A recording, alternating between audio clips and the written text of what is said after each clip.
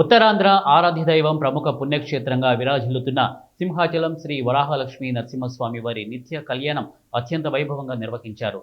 ఆర్జిత సేవల్లో భాగంగా అర్చక స్వాములు ఉత్సవమూర్తి గోవిందరాజు స్వామిని ఉభయ దేవేరులతో మండపంలో అధిష్ఠింపచేశారు.